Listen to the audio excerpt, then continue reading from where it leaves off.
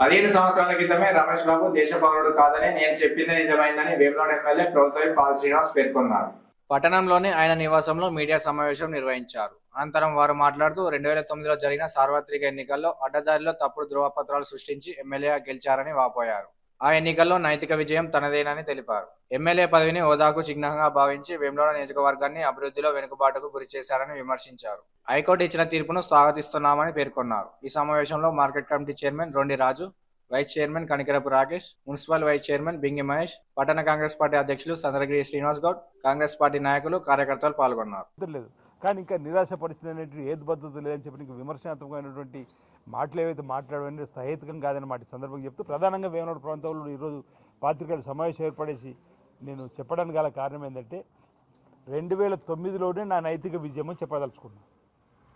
ఒకవేళ అయినా అడ్డదారిలో అంత పెద్ద కుటుంబం నుంచి వచ్చిన ఆయన చెప్పుకోండి, నేను ఇంత పెద్ద కుటుంబం నుంచి వచ్చిన నేను ఎమ్మెల్యేగా 4 సార్లు గెలుపొందిన రోల్ మోడల్గా ఉన్న ఓ ఛాంపియన్గా ఉన్న మా ప్రాంతంలో అలాంటి నాకు పరిస్థితి ఉంటే తప్పే ఉందన్నాడు.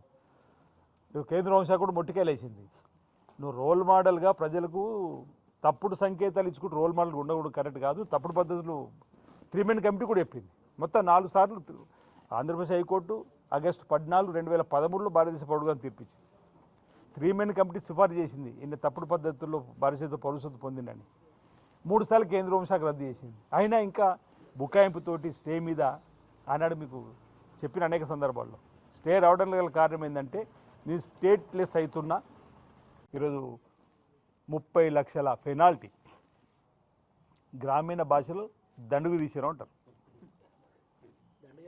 అంతే కదా, దండుగా అంతే కదా, తప్పు చేసిన వారే దండుగు తీయమని చెప్పి గ్రామాలు అన్నట్టుగా ఓ దండుగా 30 లక్షల దండుగు తీసినటువంటి సందర్భంలో 5 లక్షలు అంటే ఎందుకు ప్రజలు గమనించమని కోరుతున్నా. ఇంత పెద్ద తప్పు చేయకపోతే అంత పెద్ద శిక్ష ఎందుకు పడుతుందో, శిక్ష అనకూడదేమో దాన్ని. దండుగు 30 లక్షలు పడ్డదంటే ఎంత మేరకు తప్పు చేసింది కావాలని భారతదేశ ప్రభుత్వాన్ని మోసం చేసి భారతదేశ ప్రభుత్వం పొందిండు తప్పుడు ధృవీకరణ పత్రాలు పెట్టి. కోర్టు ప్రతి ఒక్కరికి పేరు పేరున ఈ 15 ఏళ్ళ నా పోరాటంలో, ఈ ధర్మ పోరాటంలో సహకరించినటువంటి ప్రతి ఒక్కరికి వేములవాడ మీడియా ముఖంగా ప్రత్యేకంగా ధన్యవాదాలు తెలుస్తున్నాను. మీ అందరికీ కూడా ప్రత్యేకంగా అనేక సందర్భాల్లో ఇక్కడి నుంచి మొదలుకుంటే సిరిసిల్ల, కరీంనగర్, హైదరాబాద్, ఢిల్లీ వరకు ఉన్నటువంటి ఎలక్ట్రానిక్ ప్రింట్ మీడియా బృందం కూడా నాకు పూర్తిగా సహకారం అందించింది. ఆనాడు చెప్పిన హైదరాబాద్లో ఈరోజు చెప్తున్నా ప్రత్యేకంగా. అందుకే ఈ పాత్రికేయుల సమావేశం ఏర్పడేసి ధన్యవాదాలు చెప్పడం జరుగుతుంది. అందరికీ పేరు ప్రత్యేక ధన్యవాదాలు.